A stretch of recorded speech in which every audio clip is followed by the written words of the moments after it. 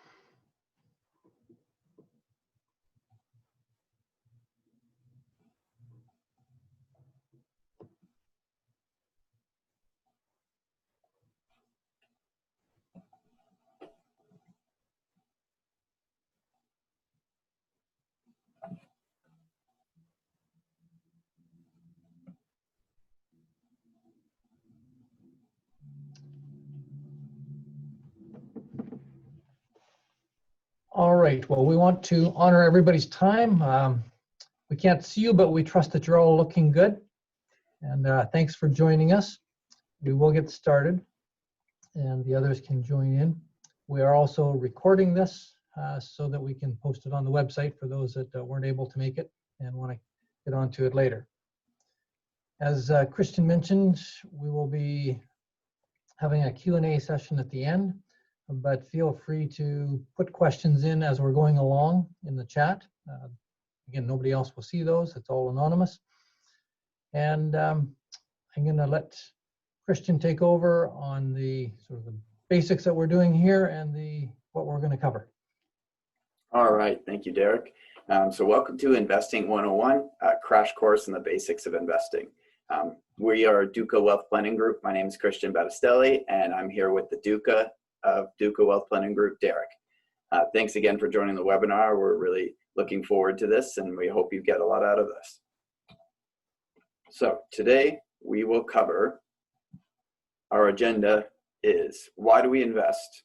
So we'll go over the essential reasons on why we invest, basic types of investments, so what we can invest with or what we can invest in, sorry. What do we invest with? So this is some basics on the different types of investment accounts. How do we pay for investments? So just a brief overview on fees and how they're charged. And finally, how do my investments grow? So this will just be a brief overview of the different types of growth we can see from our investments. Okay, so why do we invest? We're going to allow you a couple minutes to send your responses through the chat just to give us I'll make this a little bit more of a give and take so you're not just sitting listening to us. So feel free to share your answers or your ideas in the chat box.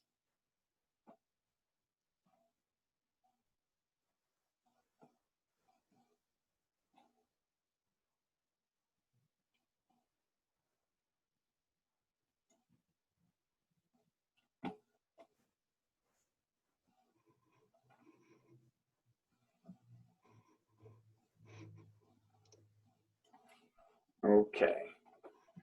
All right. So when it comes down to it, why do we invest? Derek, I'm going to let you take this one. Well, the reason we invest is to live the life that we want to live, whether that's enjoying travel, whether that's planning for a comfortable retirement, or leaving a legacy to a charity or our grandchildren. So it really comes about is we need targets, we need some sort of goals, but it's about living the life that we desire now and into the future. Exactly. And now a lot of people have mentioned things like just making money, beating the market, things like that. But when you really dig down, it comes back to just living the life we desire, like Derek mentioned.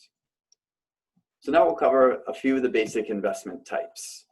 So the first and probably most commonly known is an equity, more commonly known as a stock. So a stock is a share of ownership in a publicly traded company. So means they trade on some sort of exchange, like the Toronto Stock Exchange, New York Stock Exchange, etc. The goal of investing in stocks is ultimately growth. So we buy a stock at $10 and we hope it grows to $20, $30, $40, $50. That's the main fundamental reason why we invest in stocks.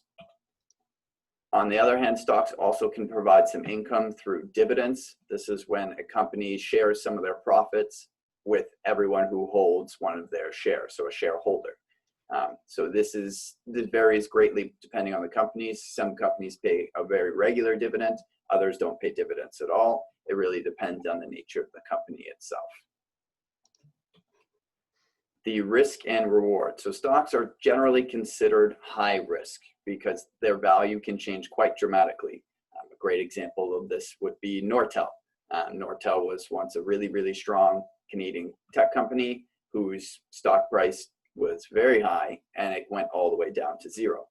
So that's why, generally speaking, stocks are considered high risk, but at the same time, they're also high reward. You'll notice a bit of a relationship between the two. So because you have that high risk, it means that you also have a higher potential to earn more. And this is typically why we invest in stocks when we're looking for growth, when we're looking to make money over the long-term period of time. Derek, anything else to add on that? That's a good, again, basic description. We're talking about publicly traded companies, and equity means you have ownership in it. So as opposed to a preferred share, which means that you're really just getting a dividend, which we'll talk about a little bit more later. So the next type would be fixed income, which would be an example of most commonly forms would be bonds or GICs.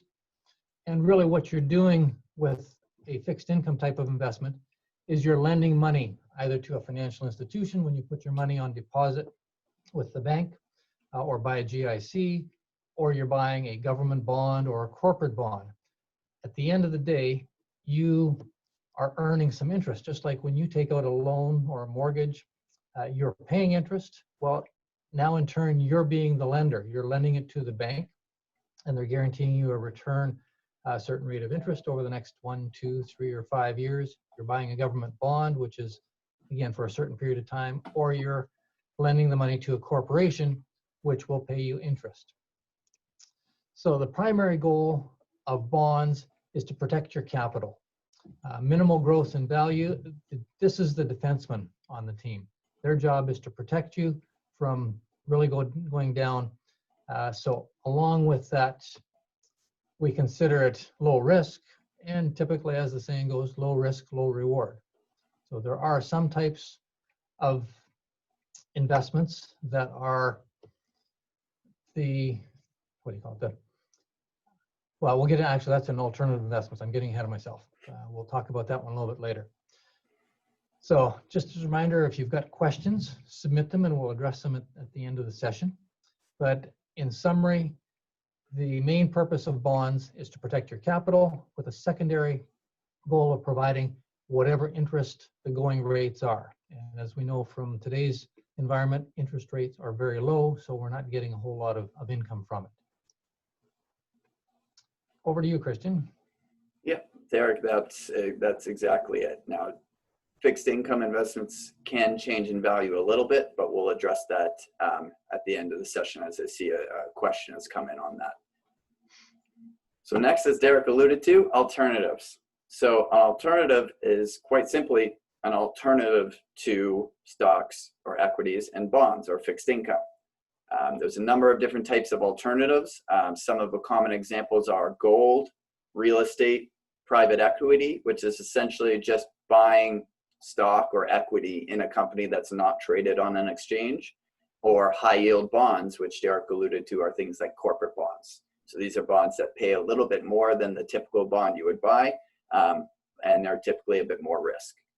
So the goal of using alternatives is typically just to diversify your investments so that ultimately you earn a higher return over the long term with a bit of a lower risk. For instance, gold typically does very well when there's a lot of uncertainty, like this year has been. So that a small allocation to gold would be used to just hedge or protect yourself when there's years where we see a lot of uncertainty, like 2020. The risk and reward relationship is very different depending on the type of alternative you invest in. And some of these investments are only available to what's called an accredited investor. So some of them are a little more exclusive than others, but there is a lot of variety in this alternatives category. Derek, anything to add on that? No, I think that's good because there are a variety of investments, and really it comes down to you either own something or you're loaning something. But there are many subcategories, and some of these alternatives are exactly that. Mm-hmm. So next on the list, we've got mutual funds and exchange traded funds, or ETFs. Now these investments are very similar in some regards, and they do have a number of differences. But they're packages of stocks or bonds or even other types of investments. You can have, for example, a Canadian equity mutual fund that their goal is to invest very broadly in Canadian stocks. You could have an ETF that is designed to purchase technology stocks anywhere in the world. So again, they can be very specialized. And so what is the difference really? So there are a lot of similarities and there are a few differences. Key difference is how they're traded. ETFs are traded like a stock. You can buy and sell them on the open market and their price changes minute by minute. A mutual fund only values once at the end of the day. They take all of the different investments that are listed in that mutual fund. At the end of the day, then they say, did the investments go up or down, and they change the unit value of that. So mutual funds tend to be bought and sold through an advisor with some advice as well, and trading on day's end value. ETFs are like stocks, and so they trade anytime. It's impossible to day trade mutual funds because you don't know what's going on until the end of the day. Whereas ETFs, like stocks, people can buy it at 9 o'clock and sell it at 10 and buy it back at 11 and sell it again at 12. So while they've been associated with different styles of investing, you can have a mutual fund and an ETF that hold virtually the exact same investments. We'll cover the different styles of investing in our next webinar, where we go into the different styles of investing. So Christian, any other comments on that before we move on to the next?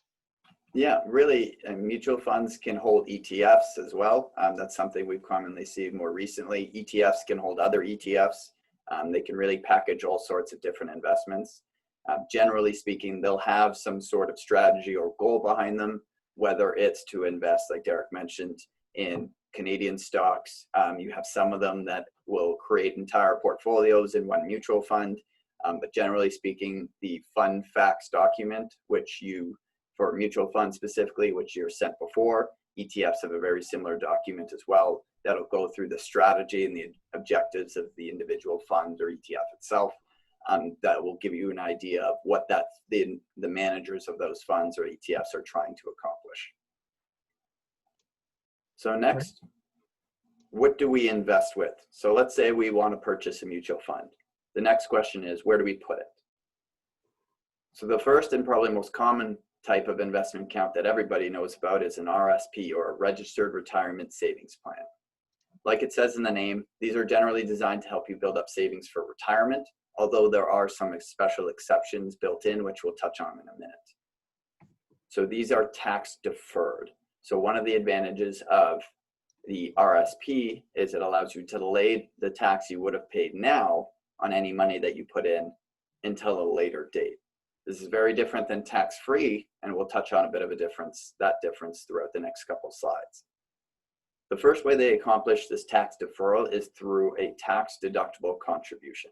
What this essentially means is, if I get my paycheck and I decide to take my paycheck and put $100 into an RSP, any tax I paid on that $100, or I would have had to pay on that $100, I get back. So that's why we get that nice juicy tax refund when we file our taxes when we're saving into RSPs. Next, any growth or income earned inside the RSP is also tax deferred. What that means is if I put my money into a stock and it grows in value or it pays some dividends, I don't have to pay tax on any of that until I withdraw the funds at a later date. If you earn interest, if you buy a GIC or a bond inside of an RSP, it's the exact same thing. There's no tax on the growth or income earned. Withdrawals are taxed as pension income. So if one thing we all know about CRA is they always get their tax. So when it comes time to take money out of the RSP, so we've retired or we're looking for a little bit of extra money, maybe right before retirement, this is taxed as pension income. So essentially you're getting a pension from your RSP. There are some caveats to that, but generally speaking, it is a pension. When you turn 71, your RSP gets converted in what's called a registered retirement income fund, or RIF. This can be done before you turn 71 if you retire early, but the exact timing would really depend on your situation. So we are speaking just very generally here. And finally, the contribution limit, so how much funds you can put in an RSP, is based on a percentage of income. So what this means is how much you can put into the RSP is right now based on 18% of your income from employment. With this is generally the paychecks you get from your job. If you have an employer pension, there are some adjustments that they make because you get a benefit from your pension that not everyone else gets, but generally speaking, it's based on 8% of your income, plus you get to contribute anything that you didn't use in past years. So if I had $1,000 of contribution last year that I didn't use, I can use that this year on top of the extra room I get this year. Finally, when you withdraw funds, you cannot put that money back in unless you have additional contribution room. So if I put that $10,000 in last year and I take $10,000 out this year, I don't get that $10,000 back to contribute. I would have to use an additional $10,000 in contribution room. There are some exceptions with that where you can borrow money from your RSP, such as when you're buying your first home or for post-secondary education, but those are very specific circumstances. Derek, anything to add on RSPs? No, they're a great vehicle to get a tax refund now, to have lots of tax-free growth. But as the government likes to take their taxes, as Christian said, if you make that $10,000 grow into $100,000 or $1 million, you're going to get tax savings on the $10,000 that you put in, plus all the growth until you go to take it out, and then you're going to pay tax on every dollar that you take out. So it is really critical to put money into an RSP when you're in a higher tax bracket and draw it out when you expect to be in a lower tax bracket. So we'll go on to the next one, which is most people's new favorite investment. It's all in the name. So the tax-free savings accounts, which are introduced in 2009, and it's another tax advantage account provided by the government. This account can be used for retirement, can be used for short-term savings, can be used for anything really. There are a number of differences with the TFSAs. They are truly tax-free, which means as long as you stay within the rules, you won't ever pay tax on funds held in this account. And that's when everybody gets excited about it. Now, one of the things are that while RSPs give you a tax deduction, there are no deductions when you put money into a TFSA. It's after-tax dollars. So in that example, when Christian said you put $100 into an RSP, you get a tax refund, and if you were in a 40% tax bracket, you would have gotten $40 in tax savings. Well, in this case, you wouldn't have had the $40 tax savings. You would have had to have the $100 after you paid tax to be able to put into the TFSA. So no refunds when you put money into a TFSA. However, any growth or income earned from the investments in your TFSA are tax-free. Again, that's very similar to the RSP. But now for the big one, any withdrawal that you take are tax-free. So if you turn that $10,000 in your TFSA to $100,000 or to $1 million, when you draw it out, you pay zero tax And everybody shouted, hurrah. So we start accumulating contribution room when we turn 18, or as of 2009, if we turned 18 before 2009. So every year the contribution limit increases by the same amount for everyone. So unlike the RRSP, which has a percentage of earned income, everyone that's over age 18 is allowed to contribute the same amount, whether they have any earnings, whether they've got pension income or earned income, doesn't matter. It started out at $5,000 a year, went up to $5,500 for a few years, went up to $10,000 for 1 year, dropped back down, and now it's at $6,000 a year. Typically what they do is they adjust it for inflation each year, but will only move it up in $500 increments. So the next move will be to $6,500, but inflation is quite low as we're talking right now, so it might be another year or two before we move up to $6,500. So that's it from the TFSAs. It is one of our most popular investment vehicles today, and well, it should be. Christian? Yeah, one last thing on TFSAs is that when you take money out, you can actually recontribute that money. So you get that contribution back. So as Derek mentioned earlier, example, you take $10,000 in a TFSA, you put that in, it grows to $1 million, you take that $1 million out tax-free. Well then, as of January 1st the next year, you can put $1 million back into your TFSA. So it's the one benefit of a TFSA, and why it's generally used for some shorter term goals is that when you put money out, it grows a bit and take it out. Well, you can then put that all back in and you don't need additional contribution room.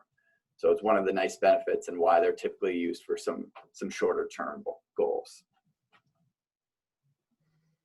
So one of the most common questions we get is, how do I choose between a TFSA and RSP? And once again, this is very general. However, Derek alluded to it earlier, is it really comes down to what you plan on using your money for and what your current tax rate is. For example, a TFSA may make more sense if you're 20 years old, only making minimum wage or part-time, so about $15,000 a year. And if you contribute to an RSP at that point, you'll still get a tax deduction. However, you're paying less than 15% at that level of income. This is compared to almost 48% when you're making $150,000 a year. So as Derek said, RSPs provide the greatest benefit if you're in a higher tax bracket when you put the money in versus when you take it out. Now, depending on how far away you are from retirement, it can be pretty difficult to predict what the tax brackets are going to look like. So it's really important that you speak to a professional advisor who can give you specific advice based on your situation. Derek, anything to add on that? No, that's a really important point. It's really comes down to the individual situation. What's your taxable income this year? When are you going to need the money?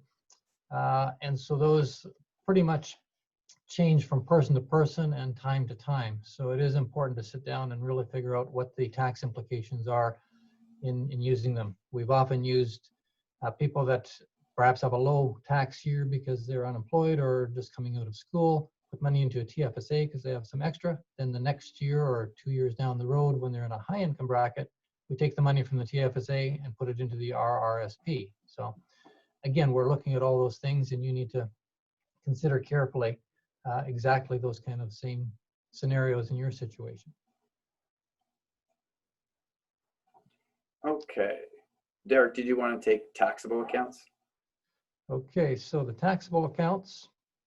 Yes, I'm just, okay. So again, this is industry jargon, but a taxable account is also known as a non-registered account, an open account, an investments or cash account.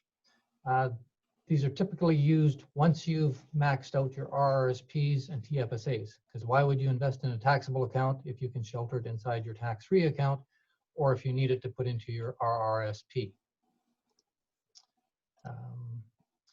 Now, because this is a taxable account, contributions are not tax deductible. So again, this is after-tax money that you're investing. There's no special tax advantages to this account at all. The contributions are not deductible, but growth and income that is earned is taxable.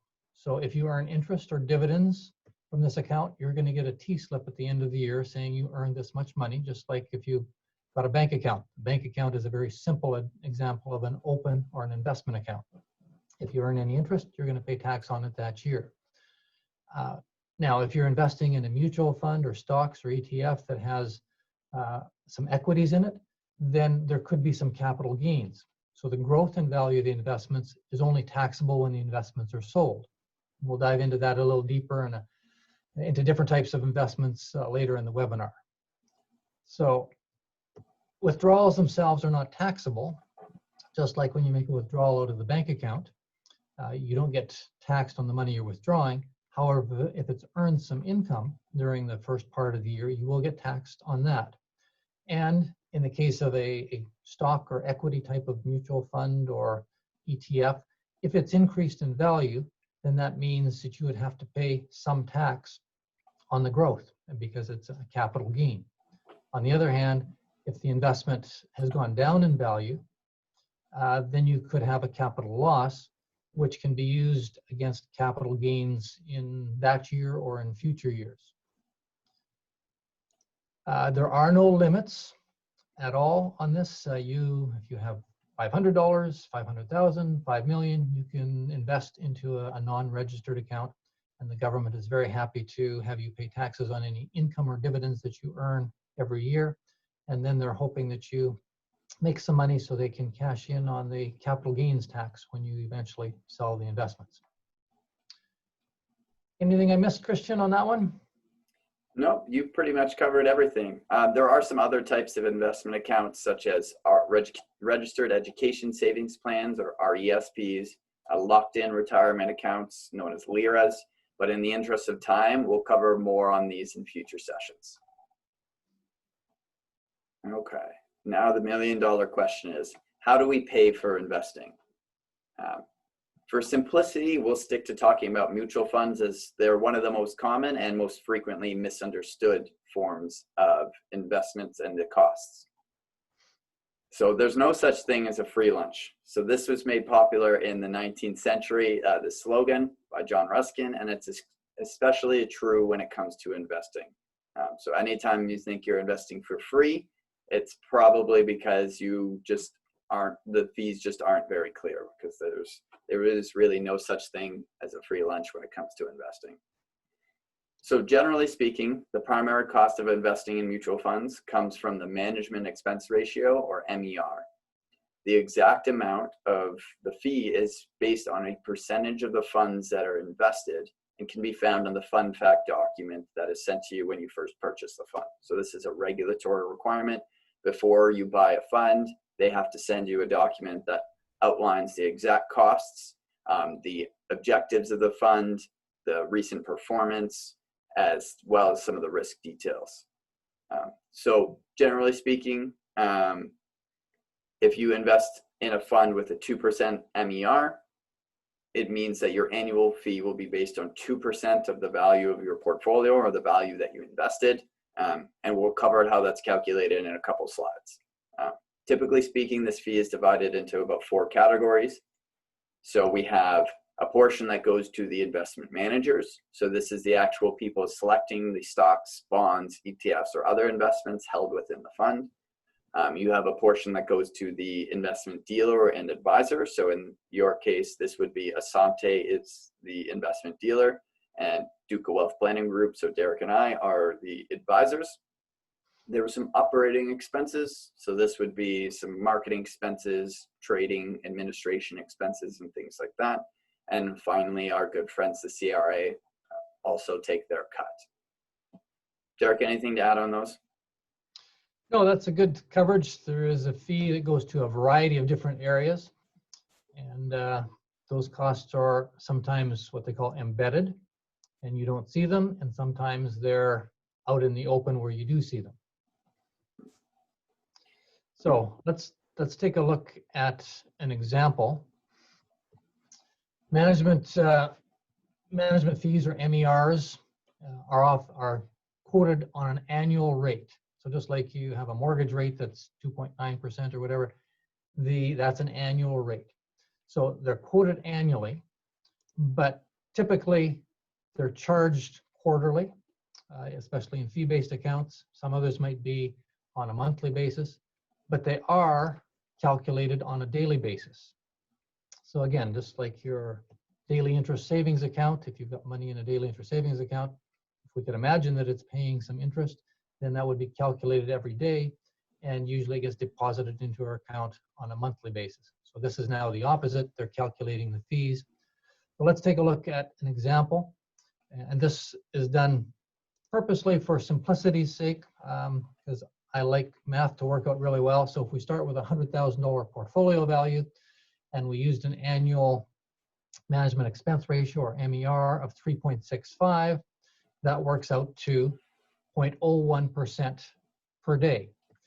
Now, there are no funds that we use that have that. That would be considered a very high MER, but it works really easy for the math. So you can see that 0.01% is just simply the daily rate of that annual fee.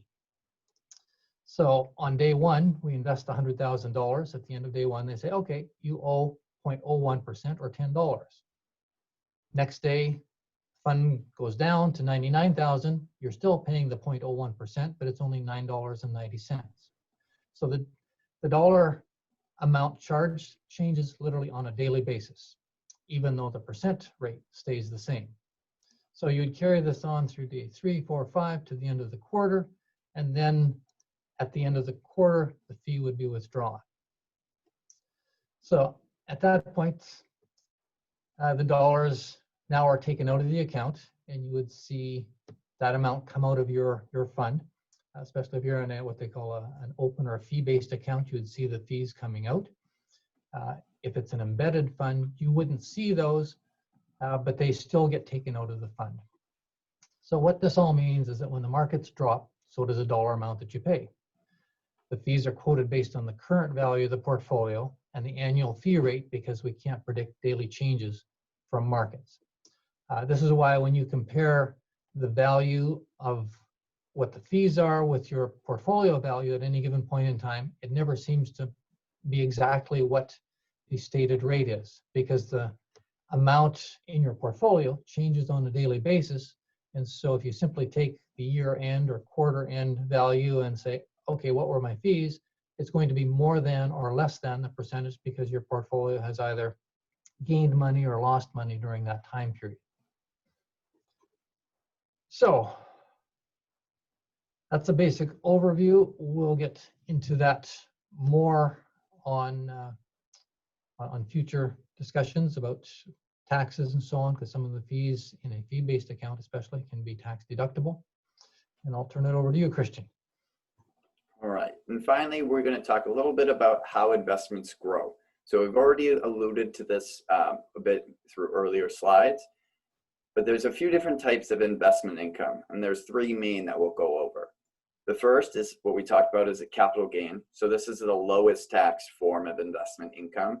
So if we buy a stock for $10, it grows to $15 and we sell it, we now have a $5 capital gain. So that's quite simply, this is the ideal form of investment growth because of how it's taxed. So capital gains actually are only half taxable.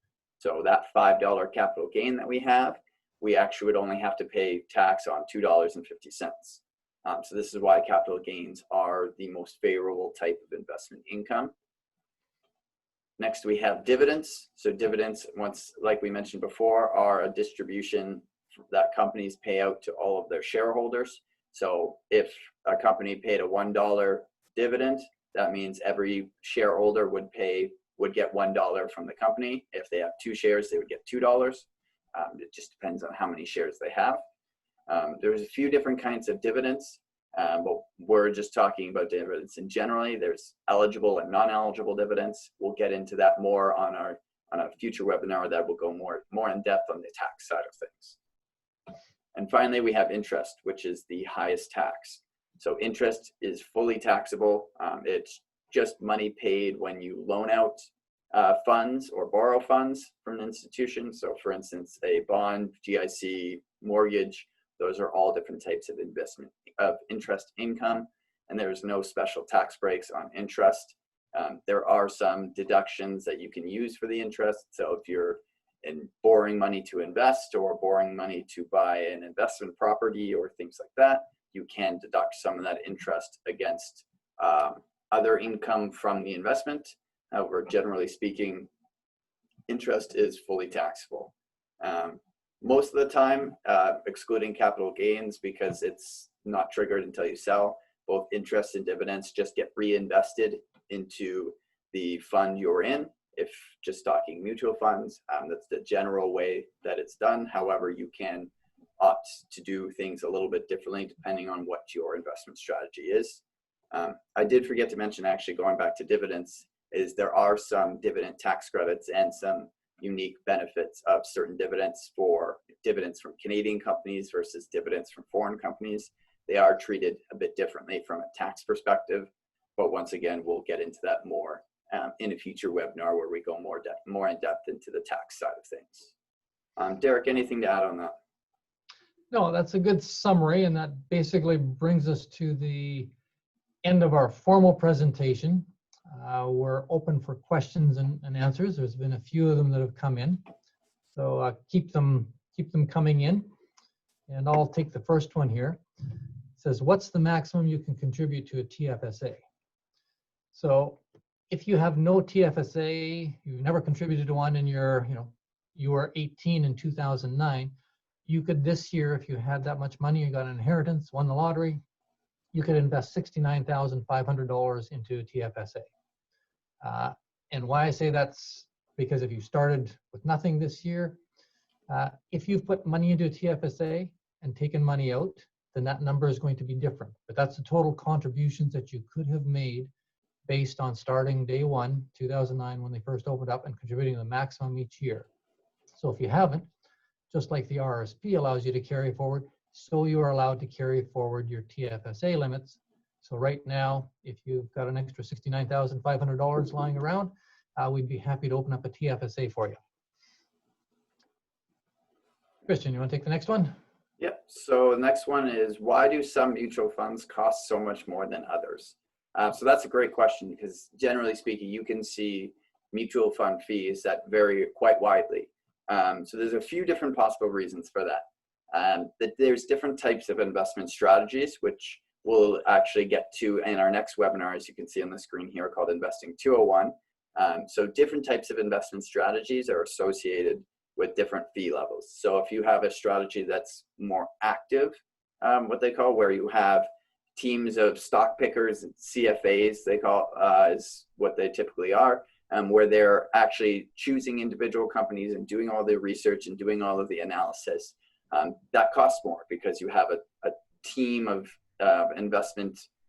stock pickers, essentially, or bond pickers, or whatever type of investments they're investing in. They have to do the research, and they command quite high salaries, and there's teams behind them as well, versus a more passive investment, which may invest on a set of rules that are fixed and it's very automated, or just buying the market in general. So there's less hands-on approach.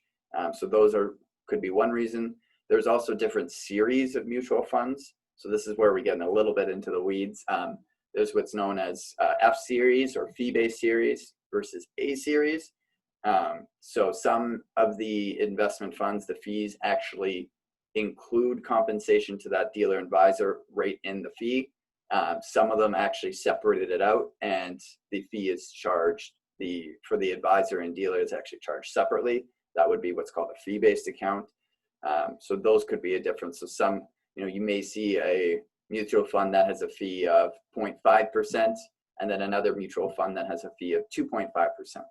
So generally speaking, that is probably because one of them includes compensation to an advisor or a mutual fund dealer, like Asante, and one of them doesn't. And it could also vary a bit between the actual strategies and how much work and how many people are behind that mutual fund and building that investment strategy.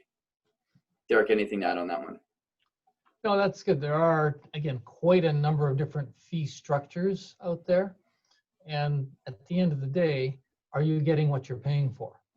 If you're getting good advice and the investment is meeting the objectives that you have set out for it, then like everything else, you get what you pay for. So that sort of goes into this, it's a good lead into the next one. It says, do banks charge fees? Well, let's see. Of course, banks charge fees. If you're talking about a bank mutual fund, again, the banks have the same kind of mutual funds. We deal with bank funds, or we're independent vendors, so we can deal with bank funds. RBC is one of the largest banks, TD's another large bank. They have A-class series, F-class series, and they have funds that or fees that are embedded in them, or they have fees that you can be charged an advisory fee, a dealer fee separately from that. One thing that often gets confused is because there is not a separate fee charged to you like they do usually with your bank accounts or checking accounts or anything like that, is you'll often hear, I've had clients come in and say, oh, well, the bank said they don't charge any fees. Well, they don't charge any fees for you going in and talking to them because they're already being compensated through the MER.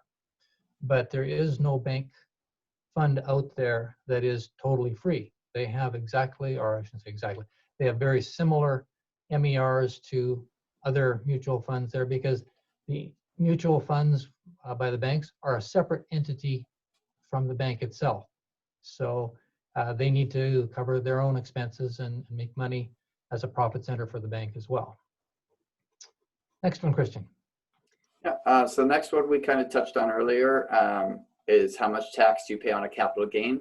The exact amount varies, of course, by your income that year, but generally speaking, capital gains are only half taxable, which means you only pay tax on 50% of the capital gain. There are some special circumstances where that can be reduced. If you have capital losses, for instance, from other investments or previous years, you can use that to offset capital gains. There is for certain private, if you have your own company that you've started and you're selling those shares to somebody else with a capital gain, there is a government rule called the lifetime capital gain exemption, which allows you to essentially write off or not pay tax on a certain amount of capital gains throughout your lifetime. But this is only available for private company shares, which means if I go out and buy a stock in Loblaws and I get a capital gain, I can't use this lifetime capital gains exemption against my Loblaws stock that I bought. Right, right. The next one is it still worth making an RSP contribution if you have a good pension? And I would say that depends. You really need to look at your own situation. Does your spouse also have a good pension? If not, you could be either using your contribution limit or giving them the money to make an RSP contribution so they have some pension funds built up in their name as well. How secure is your job, or how likely are you to stay there for the full length of the pension? So there's a variety of different things that need to be looked at, and each situation could be a little bit different. So there's a good possibility that it's still worthwhile to make some RSP contributions, even if you have a good pension. But again, depends on individual circumstances. Christian? So there's one here on fixed income investments. So we did mention that the value of fixed income investment can change. And we included GICs in that. And their question is, I thought GICs were guaranteed and didn't change. So this is actually a really, really great question. So while the value of a GIC you buy at a bank won't change. So if I go to my local bank and I put $1,000 in a GIC, I'm going to get the $1,000 plus interest back at the end of the GIC's term. However, when you invest in fixed income through ETFs or mutual funds, those values actually can change slightly based on interest rates. And the reason for that is if interest rates go up, that means that the GIC I bought for $1,000 yesterday that was giving me 1% interest. The interest rates go up and I can buy that same GIC and it'll give me 1.5% interest. Well, now that older GIC isn't worth as much anymore because it doesn't pay as much. So there's a direct relationship between interest rates and the value of fixed income investments. And the opposite would happen if interest rates go down. So if I have a bond fund or a fixed income fund with a bunch of bonds that are paying 2% and interest rates go down, and now you can only get bonds at 1%. Well, now the value of those bonds I have all of a sudden is a lot higher because they're paying so much more. So there is a bit of change in value. Generally, they don't change in value as much as a stock would, but there is a bit of fluctuation that can happen within fixed income investments. Once again, this only applies to investments that are traded. So in either a mutual fund or any type of fixed income investments that's traded. It doesn't apply if you just go to buy a GIC at your bank. Great. Oh, there's one more question came in. Is there an advantage of investing with us in an open account as opposed to a bank account? Well, there could be a number of advantages. We do offer high interest savings accounts and GICs. We broker quite a number of different financial institutions. So if you're looking for just a sort of an emergency reserve, most times we have the high interest accounts that we have. Kind of hard to call them high interest accounts when they're only paying about 0.5% right now, but before COVID they were paying close to 2% just for a daily interest savings account. With COVID, interest rates went down, and so in your local bank and even with the high interest accounts that we have available, interest rates dropped very, very significantly. We still can get roughly 0.5% on a daily interest account that we can put back into your checking account within 24 to 48 hours. And also, if you're looking for something that's 100% guaranteed and safe from declining in value, we can buy a GIC. We broker quite a number of different companies, and typically we get a higher rate than you would at any of the big 6 banks. So there are some advantages, and if you're looking for potentially longer term, then we would look at your situation, propose an investment mix that might include some stocks for higher growth. And in addition to the higher growth, even if we earn the same amount, as Christian alluded to before, if we earn dividends or capital gains, that's the same rate as a GIC, we pay less tax, so we come out ahead. So again, there can be many advantages of investing money through us as opposed to just leaving it in a bank account. So, any other questions? Do you see anything else, Christian? I don't see any other coming in, but I did want to just add a point to that last one. I mean, once again, as Derek alluded to, it really depends on your individual situation. So if you do have some questions regarding this, please contact us and we'll go through all of the available options with you. Derek already alluded to this, but I really wanted to drive that point home. It's more of a case-by-case basis. In terms of where is the best rate for you and what we have access to. Sometimes banks do offer promotional rates, and we have seen that. Generally speaking, now they're all ending, and the banks aren't so eager to renew at those promotional rates because of how low interest rates are. So this is something that we would certainly address individually with each one of you. So please feel free to reach out and contact us if you have any questions on this. Great. Well, I don't see anything else coming up, and it's getting close to lunchtime. So we will thank you all for joining us this morning, and wish you all the best. Have a great day. Stay safe. And if you've got any questions at all, please call or email us, and we'll be happy to get in touch with you as soon as we can. Christian? Yes, thanks again. Our next webinar, as it mentioned on the screen here, is Investing 201, Building an Investment Strategy. So this will go a bit more into what goes into building an investment strategy. Stay tuned for an email coming in the next few weeks that will be a more specific date and time on this webinar. But as Derek said, thank you very much for joining us. And if you have any questions, please feel free to email us. Take care. All right. Bye, everybody.